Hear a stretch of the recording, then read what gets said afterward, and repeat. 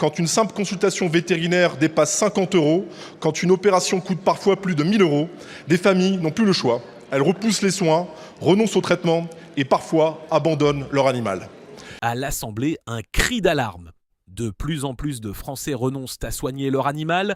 Le coupable, selon le député Emmanuel Bléry, le prix chez le vétérinaire. Sa question s'adresse à la ministre de l'Agriculture, Annie Genevard. De plus en plus de Français peinent à faire soigner leurs animaux. Quand une simple consultation vétérinaire dépasse 50 €, quand une opération coûte parfois plus de 1 000 €, des familles n'ont plus le choix. Elles repoussent les soins, renoncent au traitement et parfois abandonnent leur animal. Avez-vous mesuré ce qu'apportent les animaux de compagnie aux personnes dans leur équilibre physique et mental ? Avoir un animal de compagnie, c'est se sentir moins seul, c'est être plus heureux dans cette société que la Macronie a bouleversée en 10 ans.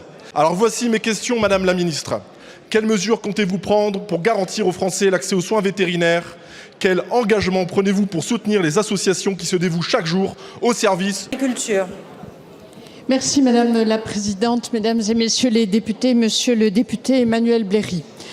Vous soulignez la place grandissante que prend l'animal dans les foyers français et vous avez raison de le dire. Et loi d'urgence agricole, je vous rappelle que nous avons prévu un délit d'outrage contre les vétérinaires parce que ceux-ci sont parfois l'objet d'agressions qui sont absolument inadmissibles.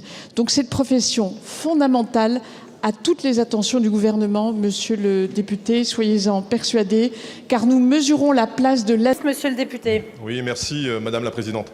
Écoutez, Madame la Ministre, je me demande à quoi ça sert de vous transmettre les questions avant, si c'est pour avoir ces réponses, en tout cas ces non-réponses. Qu'est-ce que vous faites pour les associations de protection animale ? Non mais il faut dire clairement les choses. Moi j'attendais d'avoir des réponses pour ces associations. Voilà, on demande de la clarté. En tout état de cause, si l'animal est le meilleur ami de l'homme, effectivement l'homme doit en être son plus fidèle protecteur. Et à ce titre, avec Marine Le Pen en 2027...